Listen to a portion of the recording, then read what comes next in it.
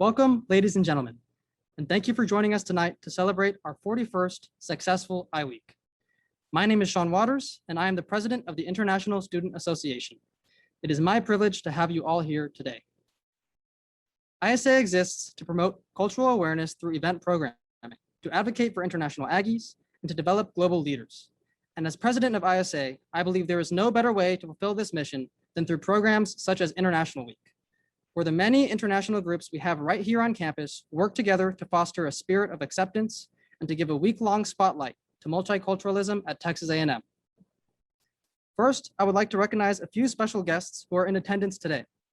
Dr. Daniel J. Pugh, Sr., Vice President for Student Affairs, Dr. Andrew S. Natsios, Director of the Scowcroft Institute of International Affairs and Executive Professor, Luke Altendorf, Director of the Memorial Student Center, Corey Arjak, the Associate Director of the Memorial Student Center and Director of the L.T. Jordan Institute, Bill Taylor, Director of International Student Services, Dr. Patrick Lucaron, Executive Associate Vice President for Academic Affairs and Chief Academic Officer, Mark Sterling, President of the Memorial Student Center, and our ISA advisor, Rhonda Collins, who has been instrumental in the success of this week. You are all here today because you have in some way made a contribution to making this iWeek not only possible, but one of the best yet. For this, I sincerely thank you. Without the dedication of ISA's leadership team, the support of the staff and faculty at Texas A&M, and the many cultural organizations who work with us, iWeek would not have been possible.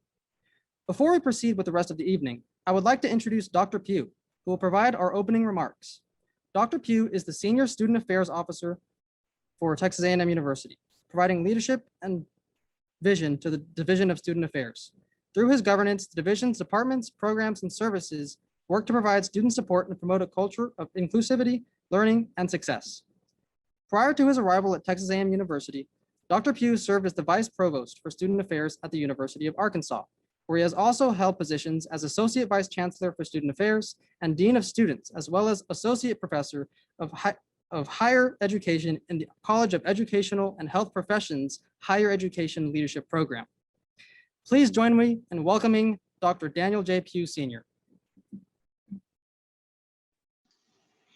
Howdy, good evening, and thank you for having me this evening. I'm really excited. I'm going to take over the screen here in a moment, but I'll share with you, I'm going to save that for a moment here because I think it's an interesting story that I'd like to be able to share with you all as well. And so, Sean, first and foremost, thank you very much. Many of you may not be aware, but Sean is, in his role in serving as president in ISA, also has a key role on the Vice President Student Leadership Communicators Group. We added that position to the role a few years back to make sure that we elevated the voice and the activities and engagement with our international population on campus. And Sean's done a wonderful job connecting with other student leaders around the campus. And I think that makes a tremendous difference to make sure that that's represented there. And so, Sean, congratulations for what you've done. I want to thank the MSC staff as well that are on here. I see a number of their faces that are there that we were very blessed a few years back to have ISA shift over from an advising role to the MSC and become more integrated with the overall programming aspects of things we do on our campus. And I think that's paid tremendous dividends from Luke to Corey to Rhonda and all the staff that get to work with them. It really has made a difference. And so I want to thank that group as well for their embracing what we're doing with ISA on behalf of our entire international community. And then to everybody that's here tonight and those that can't make it, it's unfortunate we're in this COVID environment still. We're not gathering together in person. But the reality is what's absolutely critical. We know that having our international population here adds to the richness and breadth and scope of what we do here at Texas A&M University.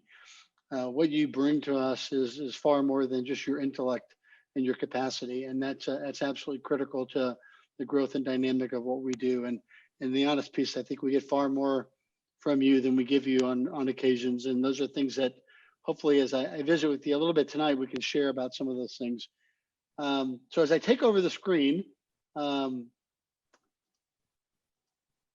with this little introductory piece, and is for many of you we may not have had an opportunity to ever visit and and introduce myself. And so as Sean shared, I do serve as the Vice President of Student Affairs, only the fifth here at Texas A&M University. So for those that aren't aware or haven't had a chance to really think about some traditions, I want to touch on a couple of things that are here. One of the real pleasures of doing the role that I get to do is I actually live on campus. So the house you see me in and the room I'm sitting in right now typically has student dinners and meals and meetings. And so my wife and I actually live in this little white house on the campus, right next to Kyle Field. And students, student organizations, and any number of groups are all able to reserve the house during the normal times, use the outdoors, the inside, the entire first floor of the residence as well.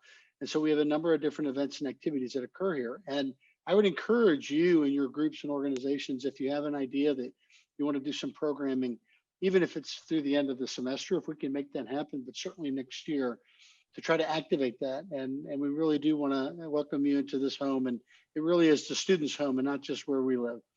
And so the reality is we have anywhere from 2, 3, sometimes 4 events a week here that focus on students. But from a historical standpoint, and many people don't realize, so back in 1871, when the vote occurred to create Texas A&M University, it took 5 years to begin to build Texas A&M. And this photo here, if I'm not mistaken, is around 1920 or 1922, I see in the bottom. And the college was actually awarded to Bryan. Well, for those of us that know, Bryan proper is 4 miles to the north of us.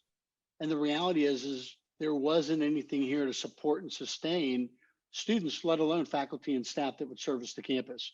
And so I share this photo because if you look in the lower right-hand portion of it and around, you begin to see homes that are constructed on campus. And up until 1940, the university actually built and rented out homes and properties to faculty and staff because people couldn't take that 4-mile trip.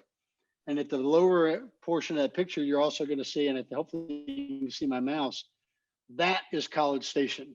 And that's where we get our name from, is that was the train stop on the way to and from Bryan, Texas. And that was the College Station, the train station. And so students would disembark the train here and they'd walk up, and the old main used to be a present building that burned down later. But the reason I share that is that the homes back in the 40s began to go away. And this is one of the few remaining properties that exist in College Station, let alone on the campus. There's only 2 remaining on campus at this time, and this is one of those. So there's a historical piece to the residence that's there. So we really are pleased that it's able to survive. And it was designed and constructed by an architect named Gasecki, who happened to be one of the first deans of architecture here at Texas A&M University as well. And he designed the academic building and the administration building on the campuses. So his footprint lingers pretty good. We have a lot of events, like I shared, that happen here. And these are just some photos. You can see events on the patio out back, and we have student leader nights and dinners and any number of things that are out there. So you'll see up in the upper left-hand column, we did a games event. It gives you an idea of the outdoors, and we do smaller intimate dinners as well with individual students and donor events. So we are here to be your support system. And if we can help and have events and activities here to help you all, we want to do that. The next piece I'd like to share, and it may be a piece of sort of A&M news that has sort of slipped by, is if you weren't aware, we got a new mascot, by the way. Just like we have a sole finalist for president, we actually have a sole finalist for the mascot.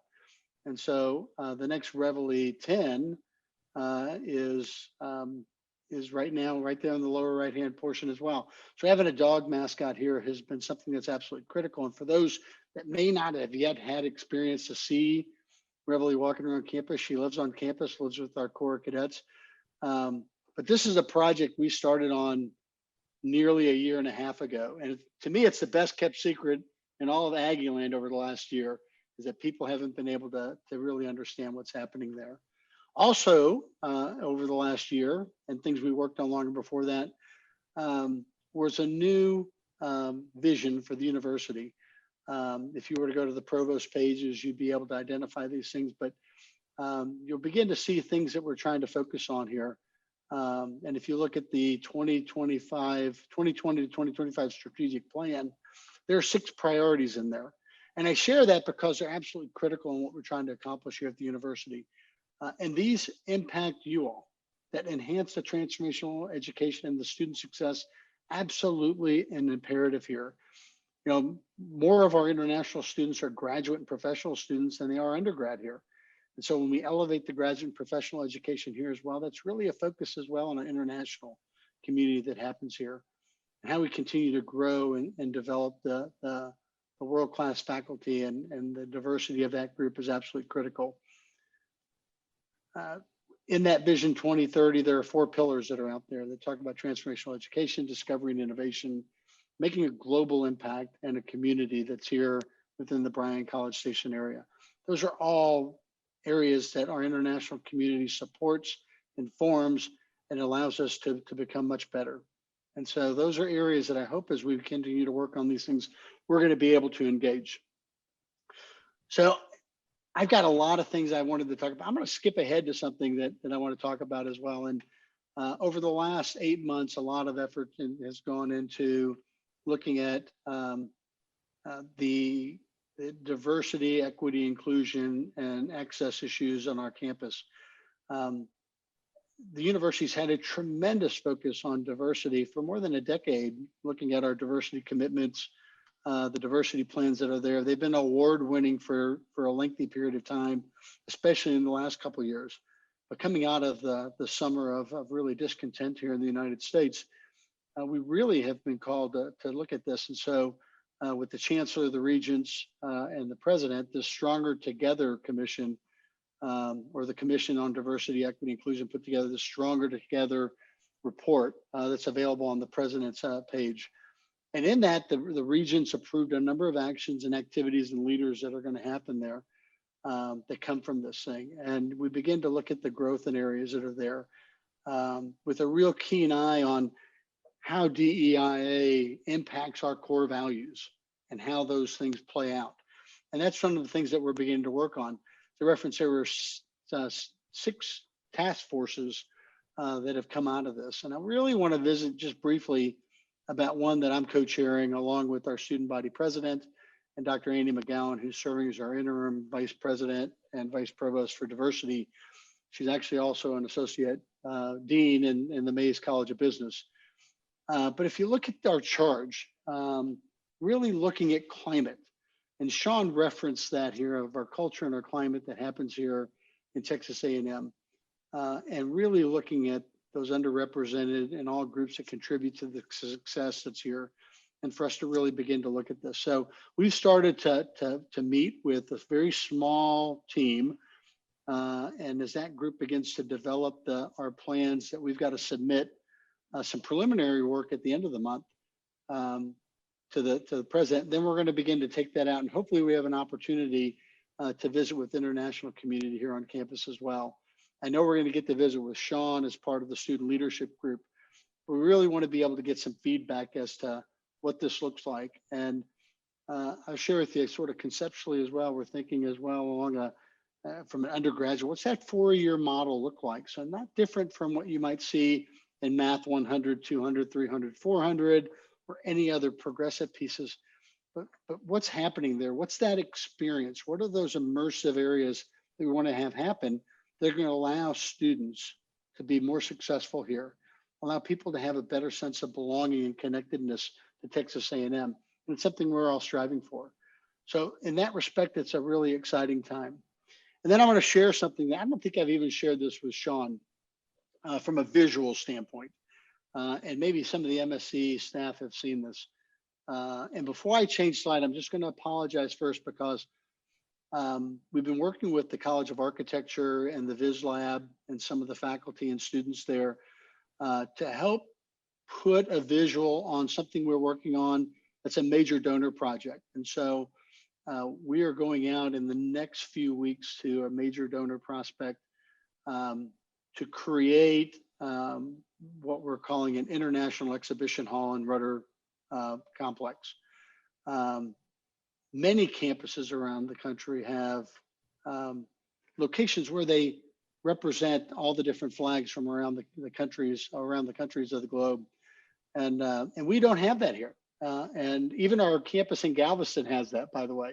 We don't have that here, but we think we have a major donor who's going to help us with this project. And in doing so, we believe, and what we're looking for is a major gift that will endow funding for ISA to help them in their future programming. And so it's a seven-figure gift that we're looking for here to make this happen. So the flags you're going to see are all American flags. When the students were working on this, they didn't put every nation's flag in there because they also didn't want to put flags next to other flags that might create some challenges and make some apparent challenges that we didn't want when we were presenting this. And so what we're going to go out for in the actual proposal is actually going to have different color flags, just block colors. For those of you that aren't familiar with this space, it's outside of Rudder Theater and across from Rudder Auditorium entrances. And these are 4 flag chandeliers that would have every flag from the United Nations flying. The chandeliers go up and down, by the way, as well, to elevate, to make visibility and lines, and they rotate. And so no flag is going to have any particular place of prominence than the other. It's always going to be moving to make sure that people have a chance to see their flag. And at the end of the room, you're going to see what amounts to an incredibly large TV wall that we're going to be able to do some representations and content about each country there when it's not being used from a programming standpoint. And so the upper right-hand picture, so when the flags go up, you're going to have a better sight line to that. And what we hope to do is be able to provide ISA some priority registration space in there so to be able to do events. But it's also for us going to be, I think, a key location where more and more campus programs and activities can occur that also show our pride and the representation we've got here at the university. So it's something we've been working on for a while. COVID interrupted us quite a bit, especially in the donor aspect of this. But we're really proud at what the students came up with, the input we've gotten. And so hopefully we're very excited about the potential that's here to be able to maybe have this in place as early as next fall if this comes through with us. So I hope you're pleased with what we're looking at doing there to try to make sure we enhance and raise the visibility, the recognition, and the contributions of our international students here, and to create some space where ISA and other international student organizations will feel more comfortable, confident, and use that space as well, like a place of their own, but also where others come in there and use that and they get a sense of that. So those are just some of the things that are out there, Sean, that we're doing, that are active, that as we unveil a new strategic plan for the division that just rolled out last week, and our work with our students, and really an emphasis on our international community as well. So sorry, I'm looking for where my stop share is. So I hope that gives you a little idea of where we're at here as we continue to enhance our commitment, our work with our international student population, both at the undergraduate and the graduate and professional levels. And so, Sean, I want to thank you and your group and all the groups that are out there for being able to pull off what really amounts to a new normal, if you will, international festival, iWeek. But we need to get back to our near normal in the fall so we can do some things that historically you've been able to do.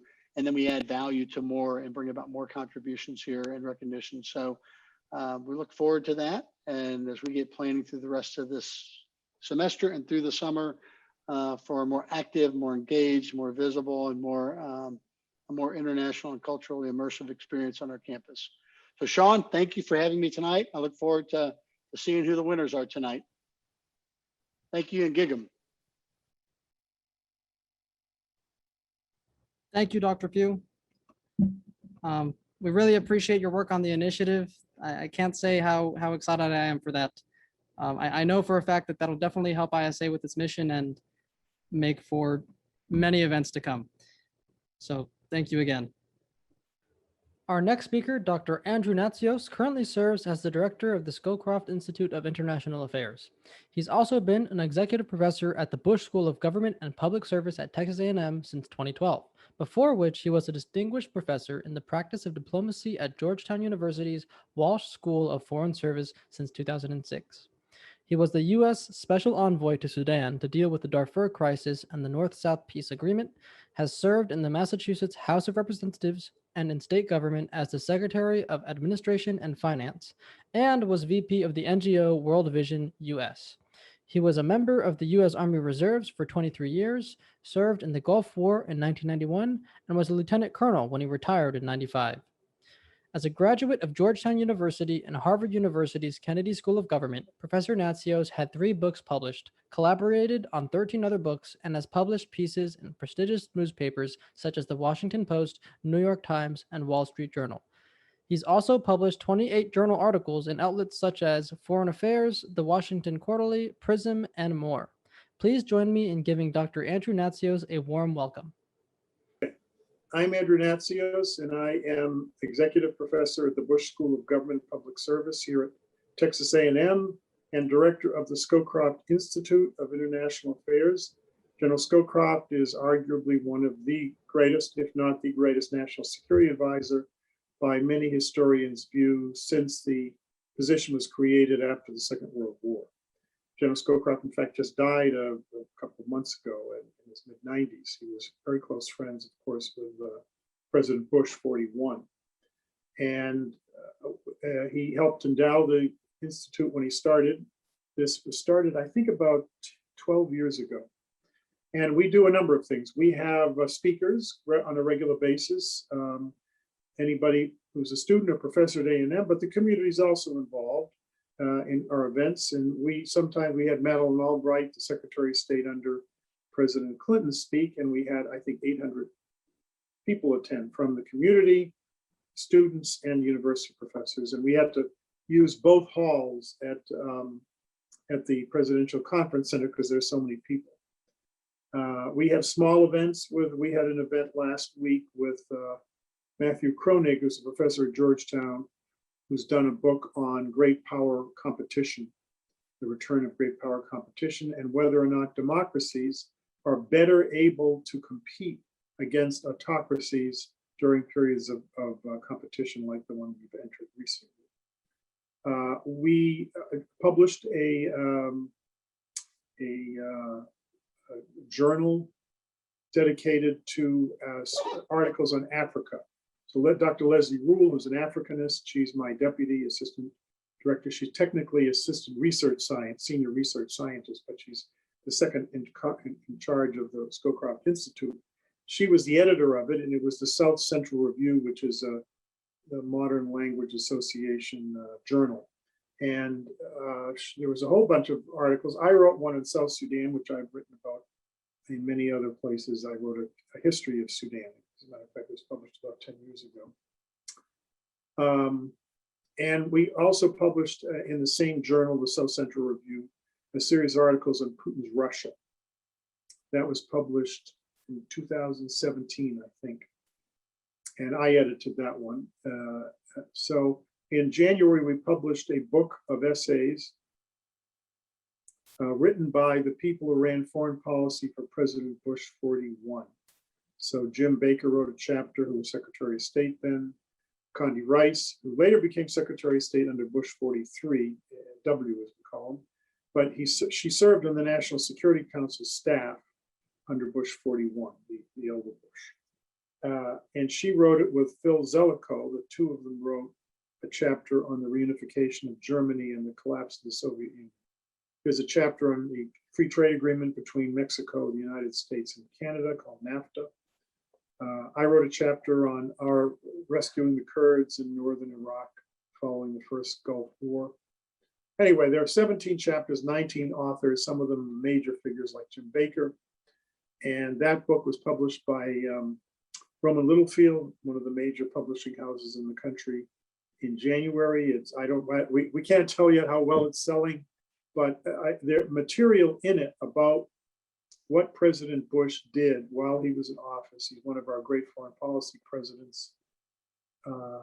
Has never been recorded before. And I wanted many of the people who wrote are in their 70s, their 80s or 90s. And we want to make sure we capture their memories and their records before it's too late. And it goes into a lot of more detail on the diplomacy of the Bush presidency and the Gulf War, for example, and reunification of Germany and a lot of other things. I think it's quite a good book. I was the editor of it along with Andy Card, who served as Deputy Chief of Staff to President Bush 41 and Chief of Staff to W. Bush 43, as we call him. So that was out in January. I'm working on some pieces on Russia under Putin right now with a graduate student who is speaks fluent Russian. So he's translating some Russian documents for me and some Russian books, which give us some clue as to what Vladimir Putin's intentions are. There's a lot of debate about that. We also have a big program that we started. I took over as the director of the Scowcroft Institute. I think it was 7 years ago, and became director of the Scowcroft Institute within about a year of me taking over. So I think it was about 8 years ago, actually. And we started about 6 years ago a pandemic policy program, because I believed there was going to be a pandemic and we needed to prepare the country for it. And so we've been issuing policy papers every year. I think we started the first one was published in 2016. And we know it was read by the White House staff because parts of the paper were taken and put in President Trump's executive order on pandemics, which he signed in, I think it was 2017. And we noticed they were verbatim. Now, when you're writing executive orders, you don't put footnotes in, you don't do quotes, and you don't have bibliographies, you just write the order. And if you want to borrow from someone, you borrow. So we were not offended at all. We were complimented that they had read the paper and that it influenced the executive order. We produce a white paper. We have a conference every year on pandemics at College Station. And we have, last year we had about 100, the year before the pandemic started, we had about 150 people attend from all over the world, actually. We did have I think she was the deputy director of the Chinese CDC come, the Center for Disease Control in China. She came and spoke on a panel, I think it was 4 years ago. We take, it's what's called Chatham House Rule. The Chatham House Rule is you may use the information you learn at a conference, but you may not quote anyone by name. And so people feel secure enough to say controversial things knowing that they will not be quoted by name. And then we take careful notes on what everyone said at these conferences. And then we produce a white paper that is written and then published in the spring of the next year. We usually have these conferences in October, November on pandemics in College Station. Then in Washington at the National Press Club, which is about 2 blocks from the White House. It's right next to the Wilbur Hotel, actually right across the street. And we release the paper, and then we have another conference of policy makers from Washington, and we record that. You can look, if you want, to see what happened at the last conference we held, which would have been in May of 2019. Because you can go on the internet and just look up Scowcroft Institute of International Affairs. There's a Scowcroft Center, by the way, at the Atlantic Council, no relation to us, except that both of us were endowed and started by General Scowcroft. But we're entirely separate institutions. So we're the Scowcroft Institute. Look up the Scowcroft Institute Infectious Disease Conference, National Press Club 2019. And you can see a video, it's a C-SPAN video of the whole conference. The current chief of staff for President Biden spoke, he may have been one of the major speakers at this event. He didn't know at the time that Senator Biden was going to be elected, or President Biden was going to be nominated, let alone elected president, or that he would be chosen as chief of staff. But he's now the chief of staff, and he was one of the speakers at our conference. So we also produce a lot of research, what I would call bench research. Dr. Christy Blackburn is the deputy head of our program, the pandemic program, and she teaches in the Bush School. Unfortunately, we're losing her. She's been with us 4 years. become a professor at Sam Houston State on pandemics. So there's a number of courses that will be taught, we hope, in the fall. And we're recruiting now replacements, PhD epidemiologists to work as postdoctoral fellows to carry on Christie's research. Dr. Jerry Parker was a retired colonel, was the head of the commander of USAMRIID labs, those are the military health, medical labs that produced many of the vaccines that many of us were immunized with when we were children. And Jerry Parker was the commander of USAMRIID labs many years ago. And he has since served many senior civilian positions after he retired from the military. He was the principal investigator that built the big vaccine plant at College Station. That was constructed about, it was about 5 or 6 years ago. And Dr. Parker is the associate dean of the veterinary school, and he's also the head of the pandemic program within the Scowcroft Institute. So we connect our work with professors from all the other universities. In fact, we had a student who was getting his PhD at the engineering school in modeling, and he was doing health modeling on disease. And so I was on his dissertation committee, and we paid part of his tuition. He did some very, very interesting work on malaria and on mosquitoes that I think is going to become quite famous at some point. So we do research, we publish. We also have a platform, information platform, that you can read if you're interested in the pandemic program. It's called the Scowcroft Infectious Disease Information Platform. We call it CIDIP, and it's connected to the library. It's basically an archive of all the events we run, of books we published. We just published a book of essays written just before COVID-19 took place of the coming pandemic. We didn't know it was going to be COVID. We did add one chapter after COVID on supply chain management, but the rest of it was all written before COVID. It's interesting to read what people predicted would happen. Texas A&M published that book. Another book we published that's about to come out, it's going through peer review now, the Texas A&M Press is going to publish for us, is on COVID itself, and lessons learned and observations about the COVID response, successes and failures. And so that's another project with respect to pandemics. If you want to see some of our previous conferences, you can watch them, the public conferences, on our CIDIP platform at the library, the Texas A&M library. And we also have an archive of all of our speakers. We have usually about 36 speakers each year, some of whom are very famous, some of them are not so well known. Most of them have published books of various kinds, or they're major figures like Alan Albright. And so that's basically what we do. We fund research.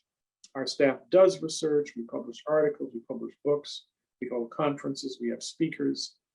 And we do have every year, before the pandemic, I'm not sure we're going to do it this year. We haven't decided yet. We do a student simulation. There are about 25 students who participate.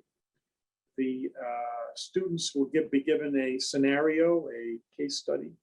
They read it, and then the exercise leaders generate problems within whatever the scenario is. And you have to write down what you would do as a response to these challenges.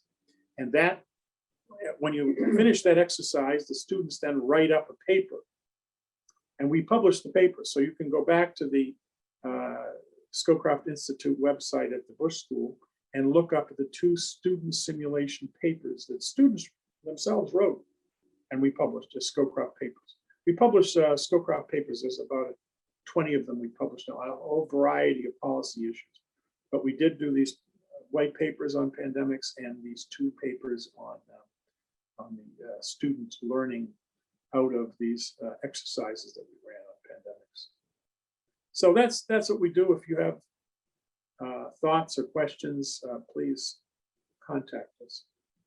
Thank you very much. Thank you so much, Dr. Natsios, for your insight into the Scowcroft Institute's goals.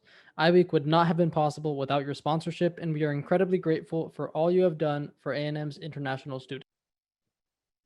Now, the advisor of ISA, Rhonda Collins, will join me on stage in giving recognition to the officers and members who have put in many hours of hard work to make iWeek a success.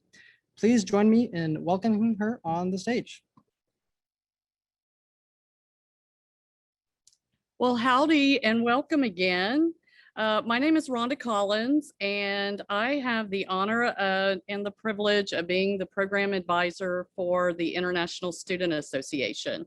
A big thank you to you, Dr. Pugh. It is so great to know that our high-level campus administrators, such as yourself, have such strong support for our international Aggies. We really appreciate it. And thank you also to the virtual audience who is tuning in. We appreciate you taking time out of your Friday evening to spend it with ISA.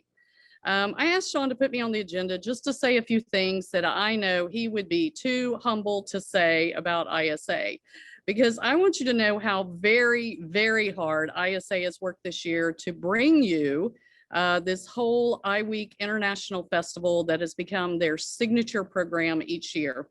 This year's iWeek theme was Celebrate, and we definitely have a lot to celebrate this year. A year ago, on this very day, March 12th, 2 weeks before iWeek 2020, which was scheduled for March 23rd through the 27th, well, you all know what happened. We came back from our end of spring break and we were told not to return to campus, but to work and study from home. So the live in-person iWeek 2020 was canceled. The students regrouped. They came back in April with a web-based version of iWeek that had self-recorded videos of students sharing cultural information and performances. More than 1,100 separate people visited those iWeek pages to view the student videos, but it wasn't quite the same. So at the beginning of this year, Sean and the ISA leaders had the goal of bringing back 6 full events for iWeek. It wasn't easy. It was a significant commitment to have a safe series of events and extra work this year, but I tell you, I am so proud of these guys. They pulled it off, having something for everyone. We had the iExhibit that was completely virtual and asynchronous. We had iStory and this program, which are hybrids with the speakers live and in person, but the audience is virtual. iDinner was transformed from the usual buffet to a pre-order curbside pickup. iShow last night was implemented safely, but completely in person in Rudder Theater, and it was great to be back in the theater with a live audience, and we also had one virtually. Now, this is my fourth iWeek journey that I've taken with ISA as their advisor, and I can surely say this has to have been the best so far. Whether it's the colorful pageantry of iShow or the delicious aromas of the iDinner meals, it was wonderful to see so many cultures and traditions of our international Aggies again this year. It seemed to me that the 20 or so nation clubs that partnered with ISA to put on iWeek were really, really excited, more than usual, to share their cultures, to share their performances, and to tell us a little more about their home countries. And it wasn't just our international students who were excited about iWeek. I can honestly say that Aggieland was hungry for cultural awareness programs. This was demonstrated in the fact that iDinner sold out 100 meals in less than 5 hours from the time the bulk email went out promoting it. So I'll say people are a little bit hungry here. The success of iDinner and all the events is due to the hard work of the entire International Student Association leadership and its members who made it happen. Now, while you might say, well, every student group works hard to put on their events, that is true. But I believe ISA has to work harder than most to do many events for a number of reasons. And I think that they have to work harder than other organizations to do things that might be something simple for another group. Let me explain. ISA's leadership team is made up of 22 officers. The first challenge is right behind me. These 13 flags represent the 13 countries that our officers represent. As you can imagine, we have to practice a lot of cross-cultural communication, and that's one of the first leadership skills that our officers learn in ISA. Many international students arrive by plane from their home country, coming into College Station. They don't have a car, and often they don't drive at all. So tasks that might be simple for some other organizations, such as putting out promotional sandwich boards or yard signs, or hauling 500 food items from restaurants in town over to the Association of Former Students, well, that can be quite difficult for ISA. And then there's the fact that many of our international students this semester are still doing school remotely, which means lining up volunteers for our live events was a huge obstacle this year. Now, on top of that, think about all the extra paperwork and processes that were needed this year due to the new COVID safety precautions. And I think you'll agree with me that we have an especially hardworking team here. This hard work is paid off not only in a successful series of iWeek events, as well as all the other events and programs through the year that ISA does, but also in the leadership skills these students are developing. Not only are they learning new marketing, program planning, and fundraising skills, but they are learning important skills such as how to navigate a flatbed dolly down a ramp with 3 ice chests on top, or how to keep a sign and easel from flying in the wind when it's very windy like it was this week. These are important life skills. Not joking, no one has worked harder or learned more lessons this year than Sean Waters, our president of ISA. I've now worked with 5 ISA presidents, and I will tell you, Sean is by far the most hands-on, involved president of all. He is at every public event, every internal event, every social, not just to be the MC or make intros and leave, but he's in there setting up the Zoom links, printing posters, hauling food from the assembly area out to cars, filling in anywhere and everywhere he sees a need or a task that might have been forgotten. Thank you, Sean. I really appreciate your excellent work and your presidential leadership this year. I also want to give a big thank you to all the ISA officers, especially the exec team, who have done a great job this year. And finally, I want to thank each and every international Aggie out there who every day shares their culture with students, domestic students, and other international ones, enhancing the international understanding of Aggieland and the diversity on this campus. I want you to know we see you, we value you, and we appreciate what you're doing for this campus. Finally, I want to go ahead and introduce our next speaker, Dua Ahmed, our Vice President for Special Events and Director of iWeek. Dua is one of the most organized and diplomatic students I know, and she already has many tools in her leadership toolkit, and she is only a sophomore, so I'm expecting great things from her. Now, here's Dua to tell you a little more about the week that we just wrapped up, our iWeek 2021 Celebrate.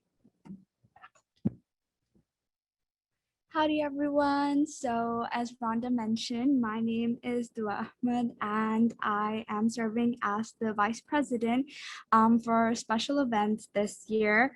So first of all, I would like to thank all of you for joining us this evening for our awards.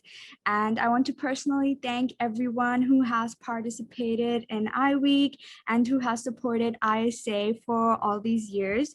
So as you all know, iWeek is all about spreading culture awareness, and we started this when we started this I week by I exhibit. That was our first event on Monday.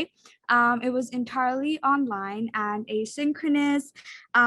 Various organizations and university affiliated groups they gave presentations and information about their culture, the ornaments in their culture, and the symbolic meaning behind them.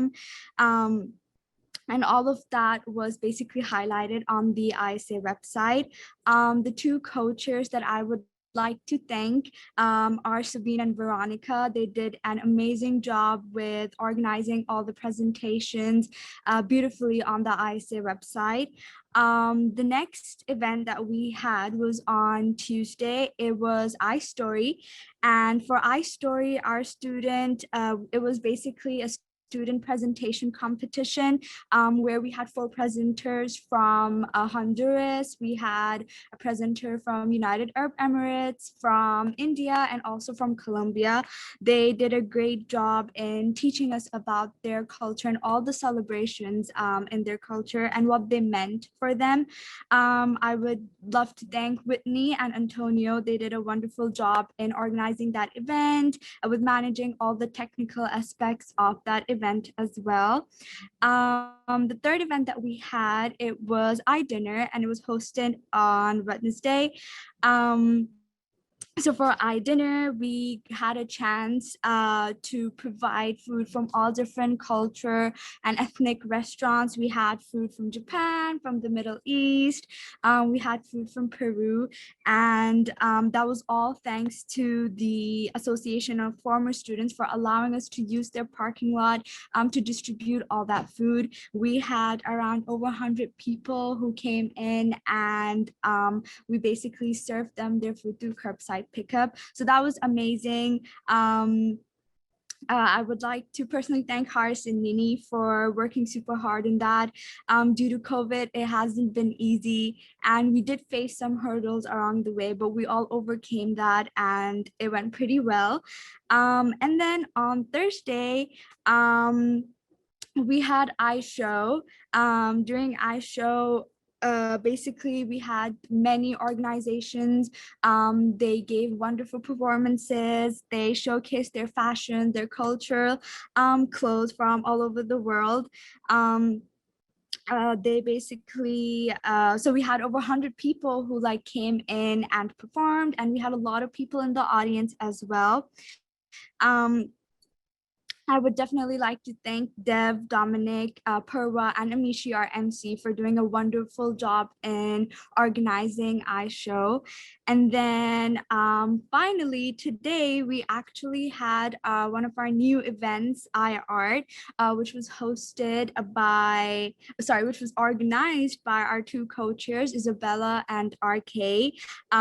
They got 2 wonderful instructors to teach 2 art classes, a henna class and a Chinese lantern class, which was all online. So they got instructors who taught those classes and shared the history about the meaning of henna in the Middle Eastern culture and the symbolic meaning behind the Chinese lanterns. So that was wonderful. I would like to thank them for bringing this new event into place and for doing such an amazing job. And it's been a great experience with COVID and everything. All the student leaders, we have learned so much, and all I want to say is that it's been an incredible week as I watched all organizations, officers, members, all of us coming together to shine a spotlight on Texas A&M's rich cultural diversity. It has actually been so rewarding to play a part in promoting and facilitating culture conversations with people across campus, and knowing that we can continue to grow as a community by increasing our awareness and appreciation of other ethnicities and cultures, and we can overcome anything. So thank you so much. And now for the moment that you all have been waiting for, I would like to announce the 3 top winners of International Week. So I would like to give my sincere congratulations to the Mexican Student Association for winning the award of Best Performance. So yay, thank you. You guys did an amazing job. And for the best fashion, I would like to congratulate Temu Sahitya. You guys were beautiful. You guys did an amazing job. So congratulations on winning the best in fashion. And then lastly, the winner for the best presenter for iStory is Sergio Naveda from Honduras. His presentation was amazing. We learned so much, and I would like to congratulate him for winning the award for best presenter. So thank you so much. We greatly appreciate all of you. Thank you for being on this journey of ISAs. I think without you guys, we wouldn't be able to be where we are today. So thank you so much. And now I will give it back to Sean, the president of ISA. Thank you.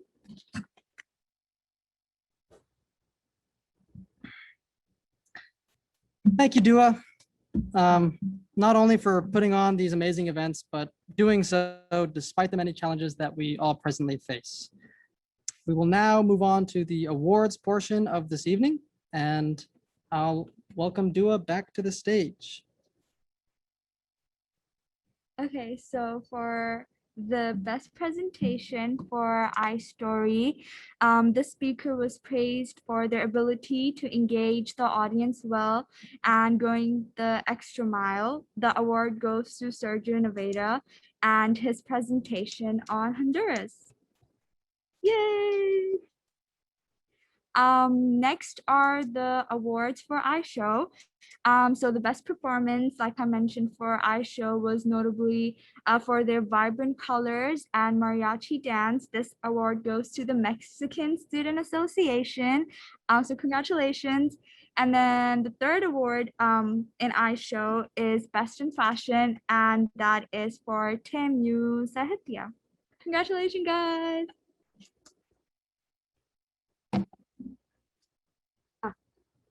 And this is the award they'll get. We'll work out the details with you guys later. Thank you so much for participating in iWeek. We welcome you guys back next year as well. And we'll sort the details on how we can get you these awards physically. Thank you, Dua. Thank you.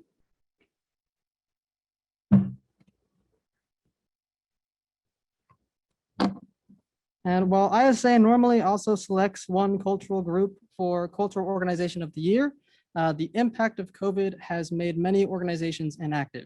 So we thought we'd forego that award and this year instead recognize the International Student Services for their tireless commitment to the international students here at Texas A&M, as well as their support towards ISA. Before we finish for the evening, I would also like to take a moment and thank our sponsors, Pepsi, the Association of Former Students, and the Scowcroft Institute of International Affairs. Your generous financial contributions and belief in what we do help fuel our current and future endeavors. I'd also like to extend this thank you to Amanda and her team over at Rudder, Andre and Caesar from USEN, and Kelly and Avery from the association. From all of us within the International Student Association, I want to thank you all for making iWeek 2020-2021 a success. This concludes the iAwards closing ceremony. Please stay safe and thank you once again. ISA looks forward to seeing you all at iWeek 2022. Thank you.